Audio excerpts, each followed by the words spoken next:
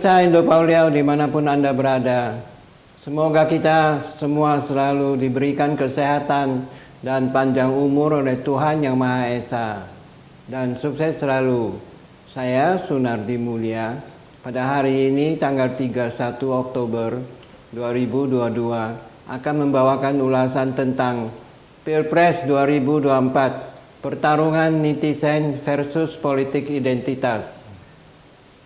Pilpres 2024 akan dilaksanakan pada hari Rabu 12 Februari 2024. Suhu politik perlahan-lahan namun pasti semakin panas menjelang perhelatan pemilu 2024. Pemilihan ini akan menjadi pemilihan presiden langsung kelima di Indonesia dan dilaksanakan bersamaan dengan pemilihan umum anggota DPR, DPD, dan DPRD seluruh Indonesia.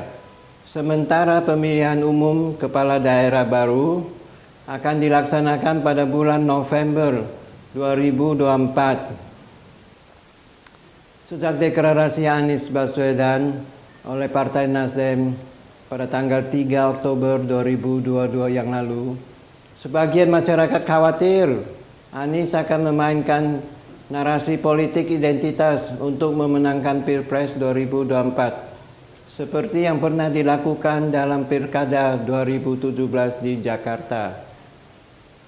Tetapi kini kita semua boleh sedikit tenang, dibarangin tindakan waspada karena pemegang kedaulatan rakyat sekarang ada di kelompok netizen atau kelompok komunitas digital yang mempunyai peranan besar dalam menentukan hasil Pilpres 2024. Mengutip survei terbaru Lembaga Survei Indonesia, Denny JA pada awal Juli tahun 2022 ini, Direktur CPA LSI Denny JA, yaitu A.D. Mulyana, mengatakan pertama kalinya dalam sejarah, 2 tahun menjelang Pilpres 2024, netizen jumlahnya sudah 50% lebih untuk pengguna Facebook, sedangkan untuk pengguna WhatsApp dan pengguna WhatsApp Group mencapai 60%. Pada Pilpres 2024, politik identitas Anies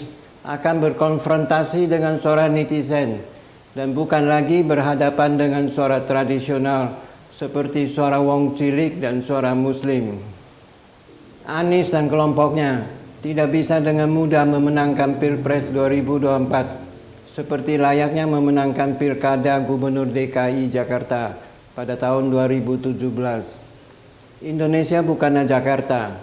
Selama kurun waktu 5 tahun terakhir ini, literasi digital mengalami perkembangan yang cukup baik.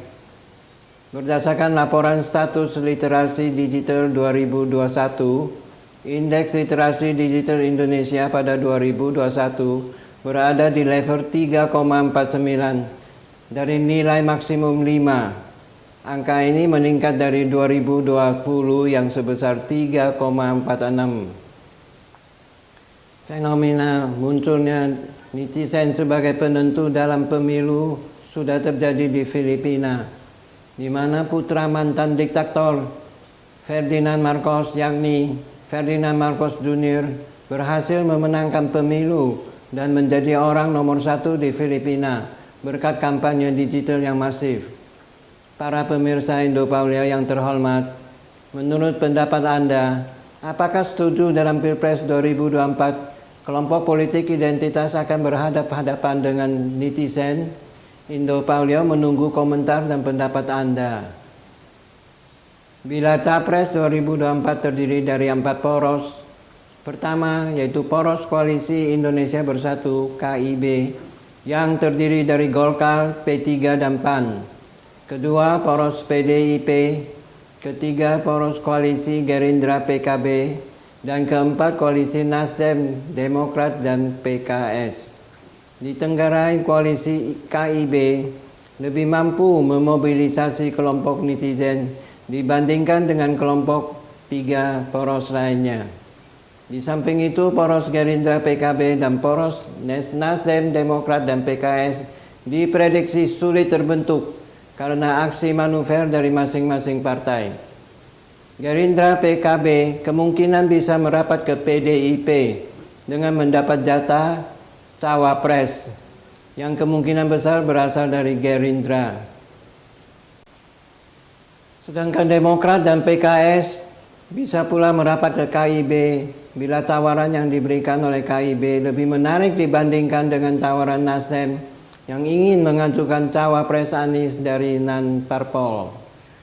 Tapi bila Nasdem berubah pikiran dan bisa menerima cawapres dari Demokrat atau PKS, maka peta koalisi lebih mengarah pada 3 paslon daripada 2 paslon. Para pemirsa Indo Pauleo yang kami muliakan, menurut pendapat Anda, berapa capres dan cawapres dalam Pilpres 2024 ini? Indo Pauleo menunggu komentar dan pendapat Anda. Sebenarnya ada cara yang bisa dilakukan oleh parpol untuk bersama-sama menghindari politik identitas yang kemungkinan dimainkan oleh Anies dan kelompoknya untuk mengulangi sukses Pilkada DKI Jakarta pada 2017. Pertama, idealnya harus ada 3 calon pasangan presiden untuk menghindari terjadinya persaingan frontal bila ada 2 calon pasangan presiden. Bila terjadi pelanggaran dalam proses pemilu, maka hukum harus ditegakkan tanpa membeda-bedakan kepada semua parpol peserta pemilu dan para tim sukses maupun relawan. Ketiga, semua parpol peserta pemilu beserta capres-cawapres dari masing-masing paslon berkomitmen untuk menghindari dan tidak menggunakan politik identitas.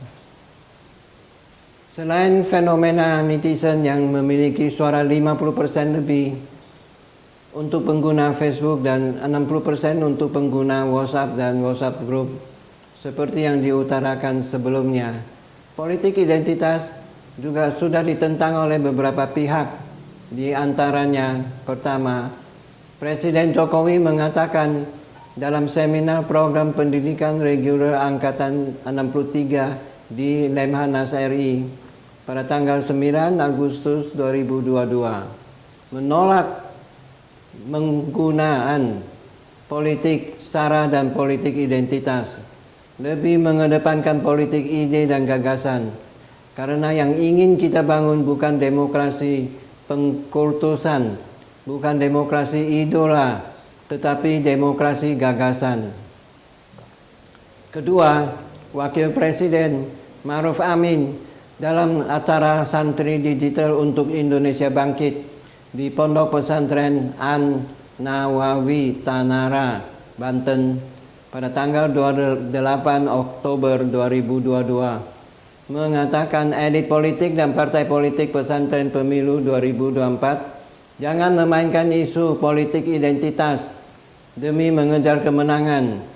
Ma'ruf meminta semua pihak untuk menahan diri dari isu-isu yang memicu konflik di masyarakat. Ketiga, Ketua Umum PBNU Kiai Haji Yahya Kholil Stakuf di pesantren Tebu Ireng, Jombang pada tanggal 22 Oktober 2022 mengatakan pihaknya siap melakukan perlawanan terhadap berbagai pihak yang mengusung gaya politik identitas dalam pemilu 2024. Keempat, anggota Bawaslu Loli Suhenti dalam acara diskusi kelompok terpumpun BKT penyusunan agenda pencegahan politisasi sara dan hoax pada pemilu tahun 2024 di Jakarta pada tanggal 8 September 2022 bersama perwakilan NU Muhammadiyah, Konferensi Wali Gereja Indonesia, Parisada Hindu Dharma Indonesia, dan Bawaslu Provinsi DKI Jakarta, Bawaslu Provinsi Banten, serta Bawaslu Provinsi Jawa Barat menyatakan politik identitas atau sara merupakan kampanye hitam yang mudah dikerjakan dan digunakan dengan biaya yang murah. Oleh sebab itu, tindakan pencegahan harus bisa mengantisipasi kemungkinan penggunaan politik identitas atau sara tahapan pemilu 2024. Pemirsa Indo Pauliau, sampai di sini dulu pembahasan pada hari ini. Semoga ulasan ini bermanfaat bagi kita semua dan Indo Pauliau menerima dengan tangan terbuka semua saran dan kritik. Mohon di-share ke teman-teman dan tolong subscribe. Terima kasih dan sampai jumpa lagi.